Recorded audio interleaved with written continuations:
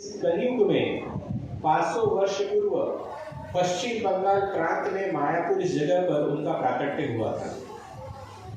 तो चैतन्य महाप्रभु ये भगवान श्री कृष्ण के अवतार है और उन्होंने ही भगवान श्री कृष्ण के संकीर्तन आंदोलन की शुरुआत की थी। जहाँ कहीं पर भी आप भगवान का कीर्तन होते हुए देखते हैं, जोरदार कीर्तन हो रहा है, भगवान का जोर से कीर्तन किया जा रहा है, इस कीर्तन आंदोलन की शुरुआत चैतन्य महाप्रभु ने सबसे पहले शुरू की और फिर ये पूरे भारत भर में फैल गई।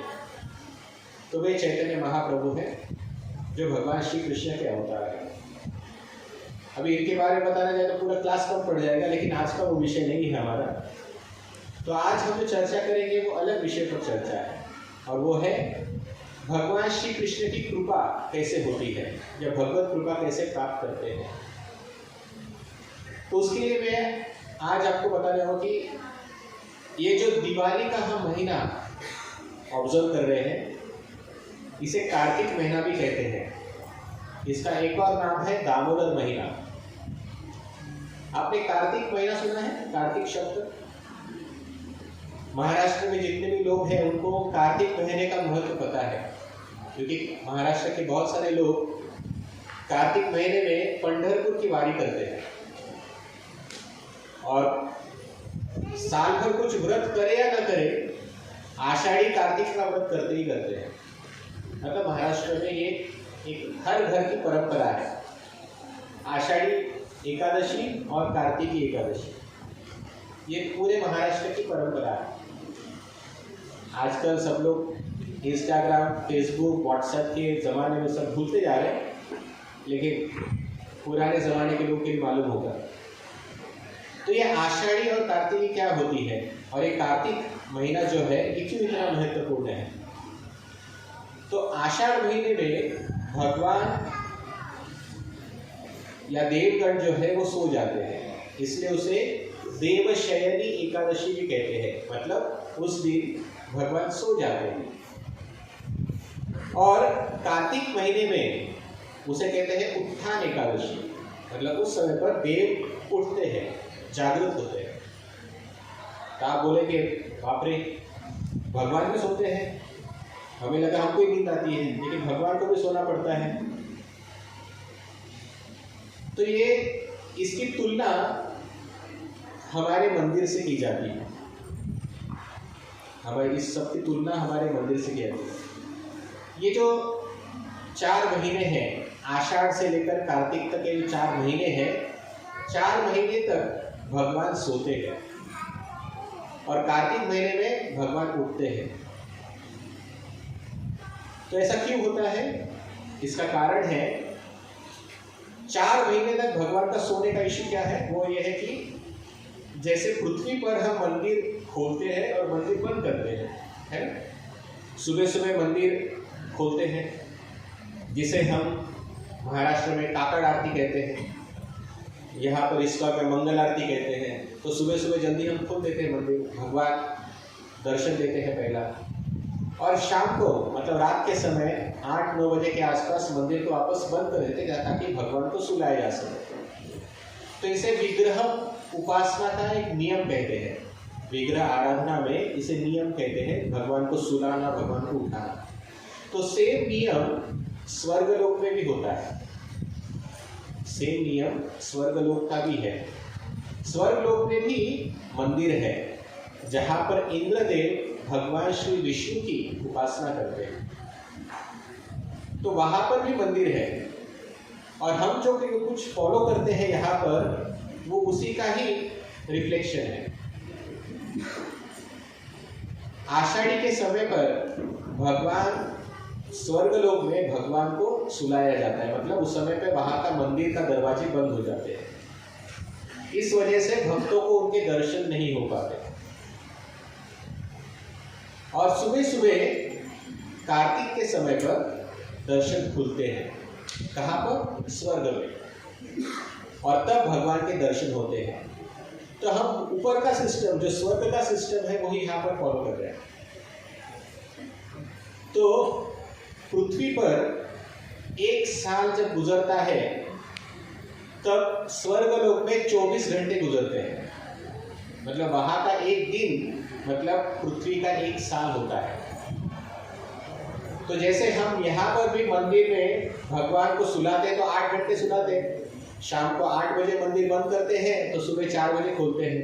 8 घंटे भगवान को रेस्टिंग टाइम देते हैं। उसी प्रकार से स्वर्गलोक में भी वहां पे भी 8 घंटे का टाइम है।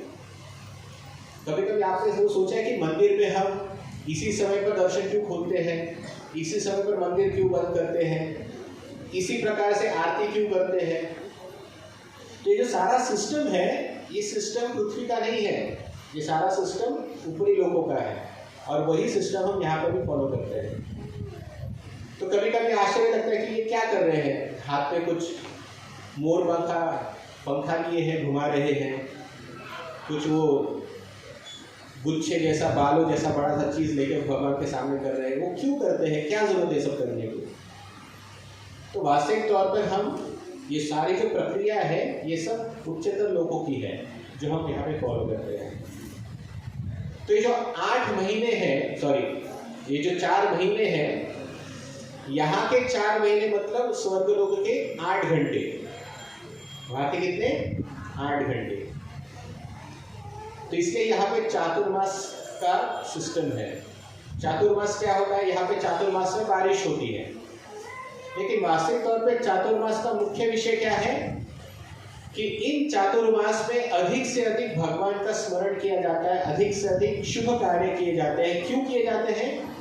क्योंकि भक्त जो है भगवान के दर्शन के विरह में इतना दुखी रहता है कि वो भगवान की भक्ति के अलावा कुछ नहीं करना चाहता।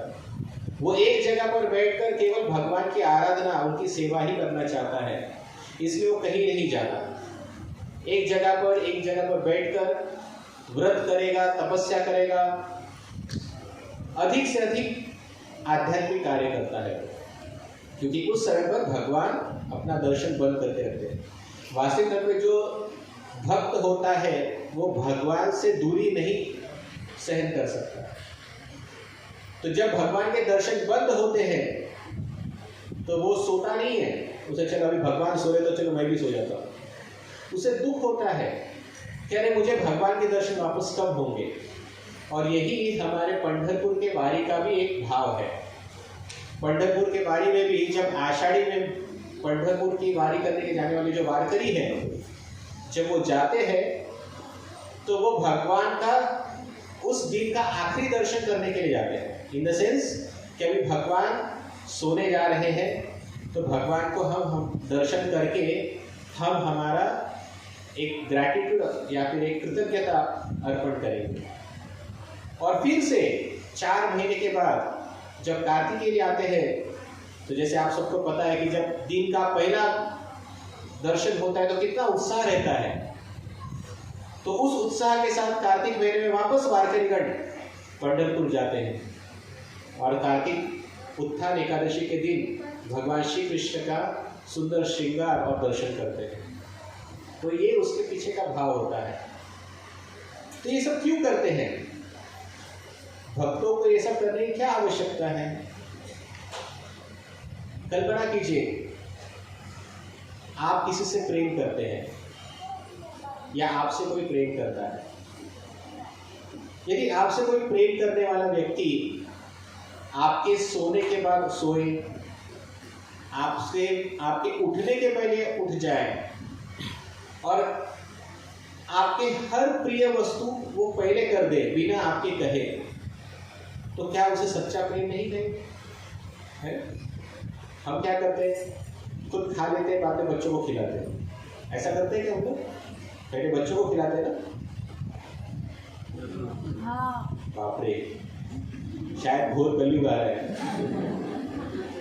पहले खुद खा लेते, बातें बच्चों को खिलाते हैं। लेकिन वास्तविक जो शुद्ध प्रेम होता है, प्रेम में क्या होता है कि माता पिता खुद भूखे रहेंगे लेकिन बच्चों को खिलाएंगे। ये बात मानते हैं आप? ये बात सच है कि धीरे धीरे कम होते जा रहा है। माता पिता बोलते जब आएगा तब आएगा, पहले मैं खा लेता हूँ, भूख लगी होगी।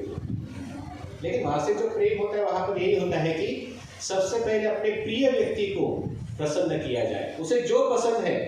अभी जब किसी का बर्थडे होता है तब भी हम क्या करते हैं? मेरी गर्लफ्रेंड को क्या पसंद है, चलो मैं उसे वो जाके दूंगा। तो जिसको जो प्रिय व्यक्ति है, उसे जो पसंद है, उसे जिसमें आनंद आता है, वो हम करते हैं। तो भगवान और भक्त में भी यही संबंध है।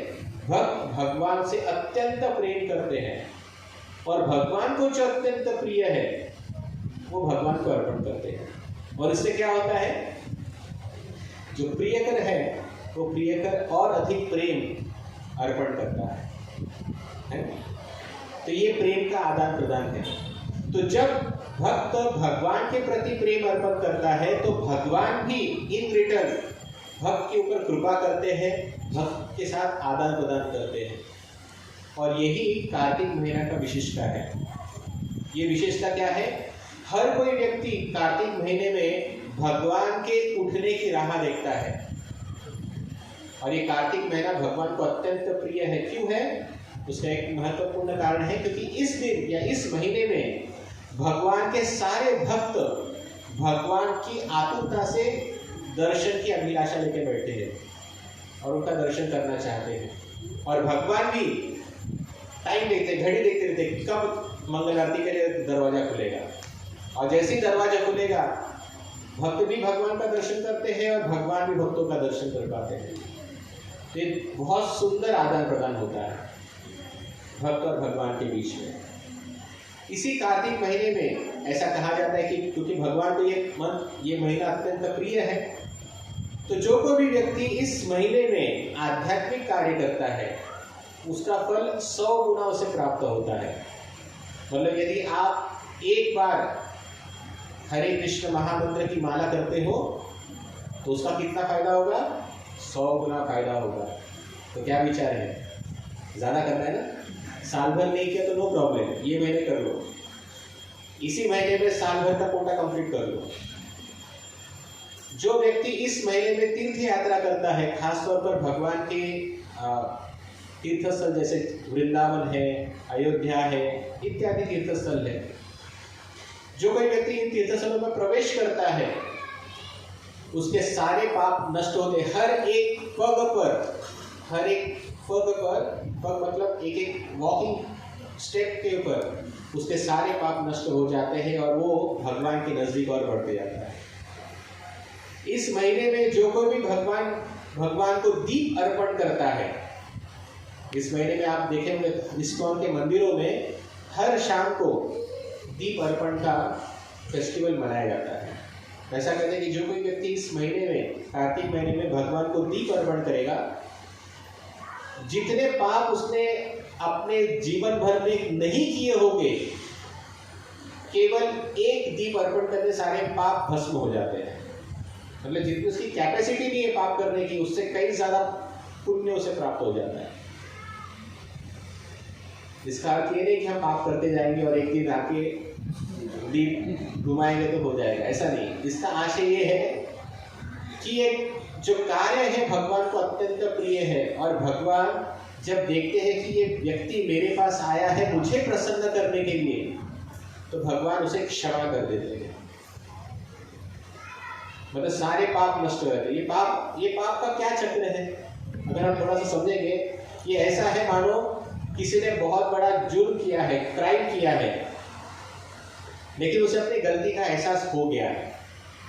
फिर वो क्या करता है, राष्ट्रपति के पास अर्जी डालता है, मर्सी प्ली। तो राष्ट्रपति के पास अधिकार है, कितना भी बड़ा पापी क्यों ना हो, कितना भी बड़ा उसने क्राइम क्यों ना किया हो, यदि राष्ट्रपति चाहे तो उसे क्षमा कर सकता है।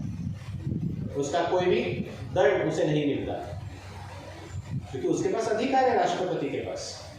उसी प्रकार से इस जगत में जो कोई व्यक्ति पाप कार्य करता है, भगवान के पास पूरा अधिकार है, वो चाहे तो उसे क्षमा भी कर सकते हैं। लेकिन कब करेंगे भगवान को क्षमा? जब भगवान देखेंगे कि ये व्यक्ति हृदय से मुझे प्रसन्न करने के लिए आया है और अपने पापों के लिए पछतावा कर रहा है, तो भगवान ऐसे व्यक्ति को सारे पापों से क्षमा कर देते हैं। समझ में आ रहा है? बहुत सिंपल है समझना। ये सारे पाप पुण्य इत्यादि जो चीजें हैं सब भगवान की कृपा पर निर्भर है। यदि भगवान प्रसन्न हो गए तो हम इन सब चक्रों से मुक्त हो सकते हैं। तो इसीलिए हम लोग भक्ति क्यों करते हैं? भक्ति करने का मुख्य उद्देश्य है भगवान को प्रसन्न करना। तो आज मैं आपको एक कथा सुनाने वाला हूँ, जो कथा कार्तिक महीने में घटित हुई थी। आप कथा सुनना चाहते हैं? शायद आपने कई बार सुनी भी होगी, लेकिन इस महीने में ये कथा को बार बार सुनने से बहुत आनंद आता है। तो ये कथा है भगवान श्री कृष्ण की। भगवान श्री कृष्ण एक चीज के लिए बहुत प्रसिद्ध है। कोई बता सकता है कौन सी चीज है जिसके लिए भगवान कृष्ण को प्रसिद्धि मिली है? माखन चोरी के लिए। देखो वो वहां पे स्टैचू है, वहां पर कृष्ण का। माखन चोरी के लिए कृष्ण को दंड मिल रहा है। इस जगत पे चोर बनना किसी को भी पसंद नहीं, लेकिन एक फिल्म आई थी जिसपे हीरो के हाथ पे लिखा गया था मेरा बाप चोर है। लेकिन हम भक्त होने के नाते हम गर्व से कहते हैं मेरा बाप भी चोर है, लेकिन वो माखन चोर है। तो देखो, चोर होना एक प्रकार के अपमानास्पद बात है, मतलब लक्षण है। लेकिन कृष्ण को चोर के नाम से वो विख्यात है। चौराग्र गण्यम पुरुषम नमामि। वो सभी चोरों के भी चोर है, ऐसा कहा जाता है। तो क्या चोरी करते हैं वो? भगवान जिसका हृदय मक्खन जैसा कोमल है, शुद्ध है, भगवान ऐसे भक्तों का हृदय चोरी कर लेते हैं। तो इसलिए वे बहुत प्रसिद्ध है। तो आज मैं इसी माखन चोर की कुछ कहानी आपको बताऊंगा, शायद आपको पसंद आए। भगवान श्री कृष्ण ने चोरी करने का धंधा बहुत छोटेपन में चालू कर दिया था। अभी कोई पूछेगा कि अरे कृष्ण को चोरी करने की क्या आवश्यकता है? कृष्ण तो स्वयं मालिक है, सब चीजों के स्वामी है। लेकिन आपको एक बात बताता हूं कि चोरी करके खाने में जो मजा है वो पैसा लेकर खाने में मजा नहीं है। क्या एक बात स्वीकार करते हो? अभी देखिए, हमारे यहाँ पर बहुत सारे आम के पेड़ है। अगर कोई नोटिस किया होगा तो पता नहीं, बहुत सारे आम के पेड़ है और हम जब चाहे ले भी सकते हैं। लेकिन फिर भी हम बाजू वाले के आंगन में जाके चोरी करके खाते हैं, वो अलग ही मजा होता है। दूसरा ये है, खासतौर पे जब मैं कॉलेज में रहा करता था तो मेरे दोस्तों के साथ हमारे पास भी पॉकेट मनी हुआ करता था। लेकिन जब दोस्त के प्लेट में हाथ डाल के खाने में जो मजा है वो अपने प्लेट से खाने में मजा नहीं होती। हमारे दोस्त तो कहते थे फोकट का खाने में जो मजा है ना, पैसा देके खाने में मजा नहीं आता। तो कहने का मतलब है कि ये बात सच है कि हमारे पास सब कुछ है, सुविधा है, सब फैसिलिटी है, लेकिन कुछ अलग ही रस है जब आप किसी को परेशान करके, किसी को तकलीफ नहीं, मतलब एक प्रकार से अलग नाते से आप उससे वो छीन कर खा रहे हो। आपको जिससे हम छीनते हैं वो भी प्रसन्न होता है, ऐसा नहीं कि वो परेशान हो जाए, उसे छीनना गलत बात कहेंगे। लेकिन कृष्ण भगवान जो करते हैं वो अलग बात है। जैसे हम हमारे दोस्तों के साथ है ना, कभी दोस्त आता है जोर से कंधे पे हाथ मारेंगे, फटाक से मार देंगे, और कैसे चल रहा है, सब ठीक है? तो आप बोलेंगे बाप रे इतना जोर से पीठ पे मार दिया इसके बाद फिर भी खुश है, दोनों हंस रहे हैं। वो अलग संबंध है। लेकिन वही चीज आप किसी और के साथ करो तो दो फटके आपको पड़ जाएगी। तो ये जो रिलेशनशिप है, ये रिलेशनशिप में आदान प्रदान जो होता है ना, वो ज्यादा आनंद देता है। समझ में आ रहा है? तो उसी प्रकार से भगवान श्री कृष्ण भी माखन चोरी करके खाते थे, जबकि कृष्ण के घर में कृष्ण स्वयं नंद बाबा के पुत्र है, नंद महाराज है, सारे गोप बालों के वो राजा है।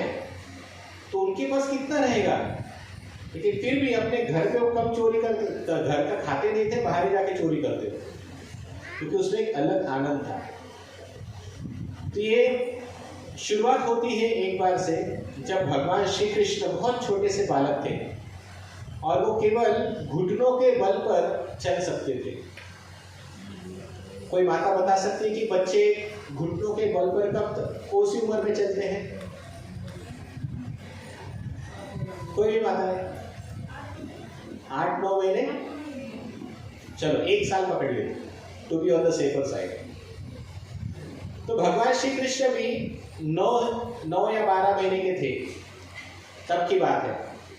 एक बार भगवान श्री कृष्ण छोटे से बालक के रूप में माता यशोदा अपने किचन में खाना पका रही थी, सब कुछ चले। इधर यहाँ पे कृष्ण बेचारे परेशान हो गए, मम्मी आ नहीं रही है, मुझे भूख लग रही है, क्या करूँ।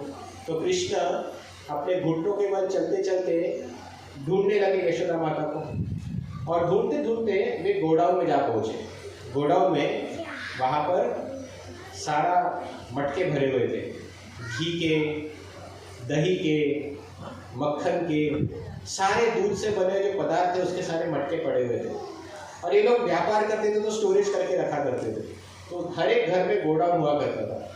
तो कृष्ण ने देखा यहाँ पे मक्खन का सुगंध आ रहा है, तो तुरंत घुस गए और चुपचाप 2-3 खा लिए। उसे लगा अरे अच्छा आइडिया है, भूख लगी तो घुस जाओ। तो बलराम जी को यह बात पता चली कि कृष्ण छुप छुप के गोडाउन में जाता है और चोरी चोरी करके मक्खन खाता है।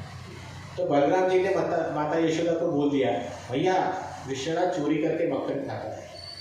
तो यशोदा को थोड़ा डर लग गया, क्योंकि मक्खन जो होता है थोड़ा हजम करने में तकलीफ देता है ना। छोटा बच्चा अगर रबड़ी खा ले तो माँ को टेंशन हो जाती है, जबकि रबड़ी शरीर के लिए पौष्टिक होती है, लेकिन छोटे बच्चे के लिए तकलीफदायक हो सकती है। तो माता यशोदा को चिंता हुई, अरे बच्चा कितना खा रहा है। तो एक बार माता यशोदा चुप चुप के देखने आई कि कृष्ण करता क्या है। तो एक दिन ऐसे ही कृष्ण चुपके गोडाउन में घुस जाता है। अभी कृष्ण को भी पता है मैं चोरी करके खा रहा हूँ, तो जिसके मन में चोर होता है वो हमेशा सतर्क रहता है, इधर उधर देखता है कोई आ तो नहीं रहा है, कोई आ तो नहीं रहा, और चुपके से घुस जाता है। और यशोदा माता खिड़की के एक क्रैक से देख रही थी सब कुछ, क्या करता है कृष्ण। तो जैसे ही कृष्ण गोडाउन में प्रवेश करता है, वो अपना हाथ मटके में डालता है और मक्खन निकालता है, मुंह पे लगाते खाने लगता है। इतने में उसका ध्यान जाता है बाजू की दीवार पर, जहाँ पे उसका रिफ्लेक्शन था। उस रिफ्लेक्शन को देख के लगता है कोई और बंदा आ गया वहाँ पे। वो डर जाता है, उसे लगता है कोई एक लड़का आ गया, मेरी चोरी पकड़ी जाएगी। तो कृष्ण कहता है, हे चुपचाप बैठो, मैं ये मक्खन तुम्हें भी देता हूँ, तुम भी खाओ और मैं भी खाता हूँ, चुपचाप बैठ के दोनों चोरी करेंगे, मैया यशोदा को मत बताना। और वो मक्खन उसको खिलाता है। माता यशोदा ये देख के इतनी हंसने लगती है, उसे लगने लगता है कि मेरा बेटा भी बड़ा हो रहा है। देखो माँ को कब आनंद आता है, जब बच्चा बड़ा होता है। उसका लक्षण क्या है, जब बच्चा बड़ा होता है तो होशियार बनता है। और होशियार का एक लक्षण क्या है कि वो किसी प्रकार से सामने वाले व्यक्ति को प्रलोभित करे, मतलब अपनी गलती छुपाने के लिए दूसरों को भी अपनी गलती में मिला ले। ये दर्शाता है कि उसके अंदर बुद्धि क्षमता बढ़ गई है। तो यशोदा का बहुत आनंद हो गया कि मेरा बेटा धीरे धीरे बड़ा हो रहा है। और तुरंत वो अंदर जाती है, कृष्ण को बोलती, कृष्ण मैंने तेरी चोरी पकड़ ली। कृष्ण का मैंने चोरी नहीं की, ये जो लड़का है ना, वो रिफ्लेक्शन को बता रहा है, ये जो लड़का है ना, ये लड़का चोरी कर रहा था। मैंने कहा ये मेरे घर का मक्खन है, भैया यशोदा को कंप्लेंट करूंगा तुम्हारी, चोरी मत करो। लेकिन मेरी बात नहीं मान रहा था, उल्टा मुझे मक्खन देके मुझे रिश्वत दे रहा था। ये सुन के यशोदा माता को बहुत हंसी आती है। तो ऐसे कृष्ण का पहला कारनामा जो पहले पकड़ा गया। दूसरी बार एक वापस कृष्ण चोरी करने के बहाने वापस गोडाउन में घुस जाते हैं।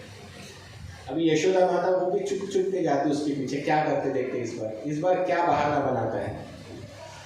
तो जब कृष्ण ने अपने गोडाउन में रखे हुए मटके में हाथ डाला, तुरंत यशोदा माता ने पीछे से बोल दिया, कृष्णा क्या कर रहे हो।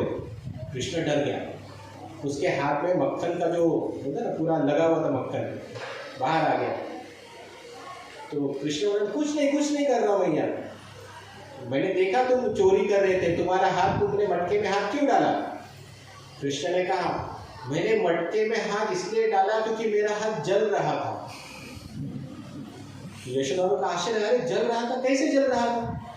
तो उसने कहा, आप ही के कारण जल रहा था। आपने मुझे सुंदर सुंदर जो ब्रेसलेट हाथ में लगाए ना, उस ब्रेसलेट पे सूरज की किरणें गिरती है, तो सूरज की किरणें गर्म होती हैं और उस ब्रेसलेट भी गर्म हो जाता है, और गर्म होने के कारण मेरे हाथ को चटका लगता है। ये मक्खन जो है बहुत ठंडा है, इसलिए मैंने मक्खन के इसमें हाथ डाल के रखा ताकि मेरा जलन कम हो जाए। अच्छा बात है ना? कोई इतना बड़ा स्कैम कर सकता है क्या? तो इसलिए कृष्ण हमारे भगवान है ना। तो ये सुन के माता यशोदा को बहुत आनंद आया। एक बार की और एक बात है, अब कृष्ण थोड़े बड़े हो चुके थे, अभी वो खिलौनों के साथ खेलते थे, अभी वो चल सकते थे, दौड़ सकते थे। तो माता यशोदा एक बार फिर से वो एक जगह पर देखे कि वो मक्खन चोरी कर रहे हैं। इस बार यशोदा माता ने देखा, इस बार क्या बहाना बनाते देखते हैं। तो जैसे ही कृष्ण ने उस मक्खन की मटकी में हाथ डाला, तुरंत यशोदा माता ने कहा, कृष्ण मैं सब देख रही हूँ, वापस तुम चोरी कर रहे हो। तो कृष्ण ने कहा, मैं चोरी नहीं कर रहा हूँ, मेरा बछड़ा यहाँ कहीं आ गया था, मैं बछड़े को घास चरा रहा था, ये बछड़ा ही यहाँ पर घुस गया। तो यशोदा माता बोलती, बछड़ा? अभी तक तुमको कोई बछड़ा नहीं दिया चराने के लिए। कृष्ण कहते, हाँ मेरे पास बछड़ा भी है जिसको मैं चरवाता हूँ। तो माता यशोदा ने कहा, अच्छा तो बछड़ा कहाँ है बताओ। वो बछड़ा यही इसी गोडाउन में घुसा था, मैं उसको ढूंढ रहा था। तो अगर बछड़ा घुमा है तो मटकी में हाथ क्यों है तुम्हारा? तो वो बोलता है कि मटकी में तो घुसा है वो बछड़ा। तो अच्छा मटकी में कैसे? तो फिर वो मटकी इसमें हाथ निकाल के हाथ बाहर निकालता है, उसके हाथ में एक छोटा सा खिलौना होता है जो बछड़े का होता है। देखो मेरा बछड़ा इस मटकी में चला गया था, शायद उसको भी मक्खन पसंद है, तो मैं अपने बछड़े को लेने आया था, भाई चोरी नहीं कर रहा था। तो ये कृष्ण के अलग अलग बहाने किस्से। लेकिन अभी बच्चे जैसे बड़े होते हैं, चलने लगते हैं, तो माता को बहुत टेंशन होती है। जब बच्चे पीठ पे सोते हैं तब तक ठीक रहते हैं, माता को ज़्यादा टेंशन नहीं, लेकिन जैसे ही बच्चे रेंगने लगते हैं टेंशन बढ़ जाता है। सोचो बहुत बदमाश जब बच्चा हो, जब वो चलने लग जाए तो माँ को कितना टेंशन होता होगा। सेम प्रॉब्लम यशोदा माता के साथ था। अभी कृष्ण भगवान चलने लग गए थे, भाग रहे थे, तो अभी वो अपने घर के आंगन को पार करने की फिराक में थे। जैसे ही माता यशोदा का ध्यान हटा, ये फरार, घर के बाहर फरार हो जाते थे और मैया यशोदा को जाके पकड़ के वापस लाना पड़ता था।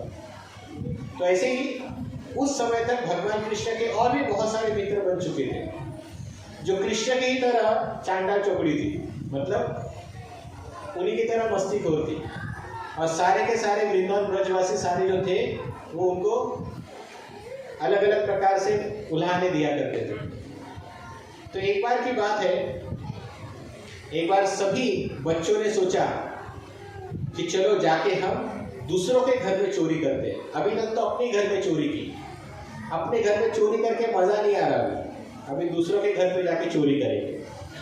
तो अभी कृष्ण क्या करते हैं, चुपचाप जाकर दूसरे के घर में चोरी करने लगते हैं। शुरू में तो गोपियों को समझ में नहीं आ रहा कि कौन चोरी कर रहा है, लेकिन धीरे धीरे पता चल गया कि कृष्ण और उनकी जो सारी वानर सेना है वो सब आ जाती है। फिर सारी गोपियों ने एक बार प्लान किया, गोपियों ने प्लान किया कि आज कृष्ण को हम पकड़ लेंगे। जैसे ही पता चलेगा कि कृष्ण ने एंट्री की है चोरी करने के लिए, हम उसको तुरंत पकड़ लेंगे और पकड़कर यशोदा माता के पास ले जाएंगे दंड करने के लिए। लेकिन अन्य गोपियों ने कहा कि कृष्ण तो एक्सपर्ट है, वो किसी के भी हाथ में नहीं आता, बहुत तेज दौड़ता है, तो उसको कैसे पकड़ेंगे। तो सबने कहा तुम चिंता मत करो, इस बार हम लोग मक्खन की मटकी जो है वो सीलिंग पे रखेंगे, मतलब क्या बोलते, घर की छत है ना, उस पर लटका के उसे क्या कहते हैं, वो जिसपे मटकी रखते हैं सर पे लटके सीलिंग पे लगाते, मराठी में शिंका कहते हैं उसे, शिंका, व्हाटएवर जो भी है आपको पता है, तो उस पे लटका के रखते हैं। तो एक बार कृष्ण अपने मित्रों के साथ ऐसे एक गोपी के घर पे चले गए और उन्होंने देखा कि सारी मटकियां जो है ऊपर लटका के रखी है। और गोपियों ने भी जानबूझकर ऐसा कमरा चुना जहां से बाहर निकलने का और अंदर जाने का एक ही रास्ता हो, तो एक ही रास्ता वाला रूम चुना, उसी में रख दिया। और जैसे ही सारे बच्चे अंदर घुस गए, गोपियां तो छुप छुप के देख रही थी, तो एक गोपी ने तुरंत आकर बाहर से कड़ी लगा दी। अभी बच्चे के सारे बच्चे अंदर फंस गए। और ये गोपी ने क्या किया, आजू बाजू की जितनी भी गोपियां थी सबको आवाज देना चालू कर दिया, अरे मैंने कृष्ण को पकड़ लिया, आ जाओ आ जाओ आ जाओ, सब लोग आ जाओ, आज कृष्ण को फटके लगाएंगे अच्छे से। अभी जब सारी गोपियां जमा होने लग गई, ये अंदर के जितने भी बच्चे हैं वो बच्चे भी परेशान हो गए, कृष्ण आज तुम्हारी वजह से आज हमको फटके लगने वाले हैं, आज तुम्हारी वजह से बहुत फटके पड़ेंगे।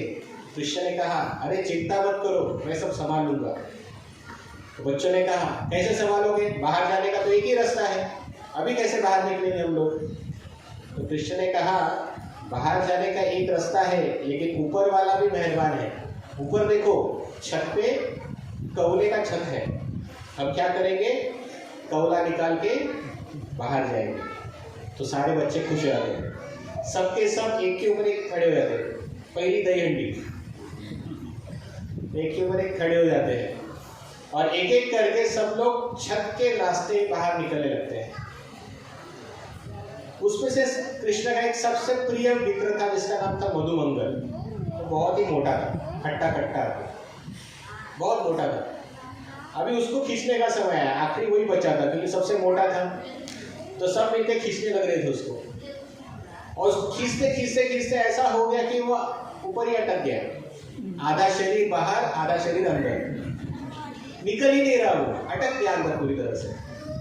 इतने में सारी गोपियां बाहर जम गई, सबने अपने हाथ में छड़ी लट्ठा लेके खड़े हो गए थे और चलो अभी अंदर घुसते हैं। तो जैसे ही उन्होंने कड़ी खोली तो देखा अंदर कोई नहीं है, सब लोग गायब। उन्होंने देखा दो पैर टंग रहे ऊपर, तो लोग बोले अच्छा भाग रहा है यहाँ पे, और सब गोपियों ने मिलकर जोरदार फटके लगा मधुमंगल को, बहुत फटके खाए। मधुमंगल, अरे मुझे छोड़ो मुझे छोड़ो, एक ब्राह्मण को मारती हो, शाप लगेगा तुमको, पाप लगेगा तुमको। इस प्रकार से सारे बच्चों को बहुत फजीती हुई और कृष्ण भी हंस रहे थे। तो ये एक लीला थी। दूसरी एक बार लीला, वापस भगवान श्री कृष्ण माखन चोरी करने जा रहे थे। इस बार गोपियों ने सोचा कि हर बार कृष्ण भाग जाता है, इस बार कैसे भागेगा, इस बार कुछ ना कुछ प्लान करते हैं। तो एक गोपी ने आइडिया लगाई, जैसे ही वो गोडाउन में प्रवेश करेगा, दरवाजा खोलते ही क्या होगा, घंटी बजेगी।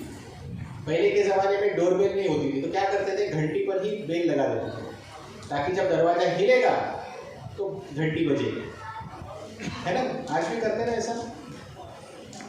तो उसी प्रकार से उन्होंने ऐसा प्लान किया।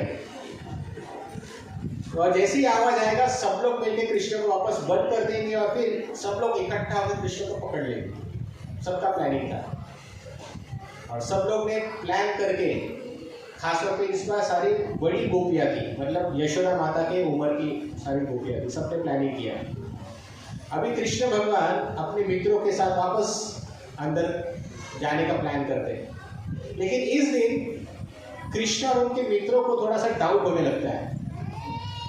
कृष्ण के मित्र कहते हैं कि हमने इतनी बार चोरी की है कि सारी गोपियां अभी सतर्क हो गई हैं, इसलिए अगली बार चोरी करने से पहले जरा सब कुछ चेक कर लेना, कहीं हम लोग फंस ना जाए। तो सारे जो गोप मित्र हैं सब लोग सोच रहे थे कि आज सब जगह सन्नाटा बहुत दिख रहा है, कहीं से आवाज नहीं आ रही है, कुछ तो गड़बड़ वाली बात है। आज सबने कृष्ण से, कृष्ण आज गोपियों ने बहुत बड़ा प्लान किया होगा अपने पकड़ने के लिए। कृष्ण कह रहे चिंता क्यों करते हो, मैं हूं ना, सब संभाल लूंगा। तो उतने मधुमंगल कहता है, पता है कितना तुमने हमारी मदद की, पिछले बार फटके खिलाए थे तुमने। तो कृष्ण ने आज इस बार चिंता मत करो, सब संभाल लूंगा। तो कृष्ण अपने बुद्धि से देखता है, अरे ये देखो क्या प्लानिंग की है, ये रही घंटी, दरवाजे के ऊपर एक घंटी लगाई है और इसी घंटी के वजह से वो हमें पकड़ने वाली है। तो सारे बच्चे बोलते हैं, कृष्ण आज का प्लान कैंसिल। कृष्ण कहते हैं, अरे इतनी मेहनत की है, बिना माखन खाए तो जाएंगे नहीं, और आज जिनके घर पे हम चोरी करने जा रहे हैं वो हमारी चाची लगती है, आज चाची ने जो मक्खन बनाया बहुत सुंदर मक्खन है, इतना स्वादिष्ट मक्खन तुमने कभी खाया नहीं हुआ, इतना स्वादिष्ट मक्खन है, तो आज मैं छोड़ के नहीं जाऊंगा। तो भी सारे बच्चे बोलते थे ये, तो सारे बच्चे बोलते हैं तो आज इसको ये घंटी का कैसे हम मैनेज करेंगे। तो कृष्ण कहते हैं चिंता मत करो, मैं इस घंटी के भगवान को बुलाऊंगा, घंटी के देवता को बुलाऊंगा और उसको आदेश दूंगा। तो तुरंत भगवान कृष्ण घंटी के देवता को आह्वान करते हैं। घंटी के देवता आते हैं वहां पर और आकर घंटी के देवता को कहते हैं भगवान कि अभी हम घर के अंदर प्रवेश करेंगे तो तुम बजना मत, मेरा आदेश है कि तुम नहीं बजोगे। घंटी के देवता ने जी मां जी भगवान ऐसा कह के बोल दिया और फिर वो अंदर प्रवेश किए तो घंटी नहीं बजी और तुरंत अंदर प्रवेश कर गए। और सारे के सारे बच्चे जैसे ही प्रवेश कर गए, सबने देखा सब जगह पे माखन ही माखन रखा हुआ है। सभी बच्चों के हाथ में भगवान श्री कृष्ण ने माखन दे दिया और उस बच्चों का भी ये था कि पहले कृष्ण को खिलाएंगे उसके बाद स्वयं खाएंगे। तो सारे बच्चों के हाथ में माखन देने के बाद कृष्ण ने जब स्वयं माखन खाया उतने में घंटी बजना चालू हो गया। तो घंटी बज जैसे ही घंटी बजी सारी गोपियां भागते हुए आ गई। यहाँ पे बच्चे भी टेंशन में, अभी क्या होगा, घंटी क्यों बज गई। सारे बच्चे बोले अरे कृष्ण तुमने तो आदेश दिया था वो घंटी भगवान को, तो घंटी देवता कैसे बजने लग गए। कृष्ण ने सोचने पड़े अरे मेरा आदेश कैसे अस्वीकार कर दिया, वो कैसे बजने लग गए, अब तो पकड़ूंगा उसको भी, घंटी के देवता को पनिशमेंट मिलेगी। और ऐसे सोच के लेकिन पहले सोचे कि घंटी के देवता को बाद में पकड़ो, पहले हमारी जान कैसे बचेगी वो सोचो। तो सब लोग इधर उधर भागने का रास्ता ढूंढे लेकिन कहीं कुछ नहीं मिल रहा। इतने में सारी गोपी आती है, लेकिन सारी गोपियों का केवल एक ही टारगेट था। कौन था? उन्होंने सारे बच्चों को छोड़ दिया, केवल कृष्ण को ही सारे गोपियों ने घेर लिया। अब बेचारे कृष्ण कहाँ भागेंगे, कृष्ण पकड़े गए। और कृष्ण के पकड़े जाने के बाद सारी गोपियों ने कहा कृष्ण आज तो तुमको रंगे हाथों पकड़ा है, आज मैया यशोदा को कहेंगे तुम्हें बहुत फटके खिलाएंगे हम। यशोदा माता स्वीकार ही नहीं करती कि तुम चोरी करते हो करके, आज दिखाएंगे कि तुमने कितनी चोरी की। कृष्ण ने कहा बात की बात देखेंगे, पहले मुझे घंटी के देवता को सवाल पूछना है कि मेरे कहने के बाद में तुम बजे क्यों। तो घंटी के देवता को पूछते कि तुम बजे क्यों। तो घंटी के देवता कहते हैं कि ये भगवान जैसा आपने मुझे आदेश दिया वैसा ही वेदों में भी आदेश है जो आप ही के उपदेश है। वेदों में जो शब्द है वो आप ही के तो आदेश है, और वेदों में ऐसा कहा है कि जैसे ही भगवान को भोग लगे घंटी बजनी चाहिए। तो आपको भोग लगा मक्खन का, तो वेदों के आदेश के अनुसार मैंने बच गया, तो उसमें मेरी क्या गलती है। तो कृष्ण हंसने लगे और क्षमा कर दिया। अभी कृष्ण भी नया आइडिया सोचने लगे कि ऐसे अभी गोपियों से कैसे बचे। अब ये जो बड़ी गोपियां थी वो सब के सब कृष्ण को पकड़ के, किसी ने हाथ पकड़ा है, किसी ने कान पकड़ा है, किसी ने उसका धोती पकड़ा है, सब लोग कृष्ण को पकड़ के लेकर जा रहे हैं यशोदा माता के पास। सब लोग सोच रहे थे कि आज बहुत मजा आएगा, आज देखेंगे हम कृष्ण की कैसी, मराठी में कहते हैं फजीती, हिंदी में फजीहत, कृष्ण की कैसी फजीहत होती है देखते आज मजा आएगा बहुत। तो जैसे ही वो यशोदा माता के घर के पास पहुंचे कृष्ण को लेकर, उतने में उन्होंने देखा कि घर से नंदा बाबा बाहर आ रहे हैं अपने मंत्रियों के साथ। तो सारी की सारी गोपियां थी। स्वाभाविक है कि स्त्रियां जो होती है पर पुरुष हो तो तुरंत अपना घूंघट लगा देती है। तो ये भी शांत चित्त होकर वहां पर रुक गई और उन्होंने सोचा कि अगर नंद बाबा को पता चल गया कि कृष्ण यहाँ पर है तो कृष्ण तो छूट जाएगा, क्योंकि कृष्ण क्या नंद बाबा के सामने तो हम कृष्ण की कंप्लीट नहीं कर पाएंगे और हमारी जो मजा होने वाली थी या कृष्ण की जो फजीयत होने वाली थी वो भी छूट जाएगी। तो क्या करती है वो कृष्ण की जो चाची है, बड़ी चाची, वो अपने पल्लुओं से कृष्ण को ढक देती है जिससे वो नंद बाबा को ना दिख सके। और नंद बाबा भी देखते कि अरे बहुत सारी गोपियां आई है तो चलो हम लोग बाहर निकल चलते हैं। वो बाहर चले गए अभी सारे गोपियां कृष्ण को लेकर छुपे हुए रूप में, मतलब पल्लू में ढके हुए रूप में माता यशोदा के पास आती है और यशोदा को कहने लगते कि भैया यशोदा देखो, आज मैंने तुम्हारे बच्चे को पकड़ लिया, चोरी करता था, तुम कहती ना कि चोरी नहीं करता मेरा बेटा, देखो आज मैंने पकड़ लिया। यशोदावती कहती है अरे ऐसे कैसे, मेरा कृष्ण तो मेरे साथ है, तुमने किसको पकड़ा? तो वो कहते ऐसे कैसे, हम कृष्ण को स्वयं लेकर आए, अभी कभी पकड़ के लेकर आए। यशोदा माता ने कहा अभी तो मैंने उसको खाना खिलाया, खाना खिलाकर अभी वो घर के अंदर है। तो सारी गोपियां कहती देखो हम तुमको सच कह रही है, और तुरंत वो अपना पल्लू हटाती है। तो उसमें कौन होता है? कृष्ण नहीं होता, कृष्ण के जगह पे उसी चाची का लड़का होता है।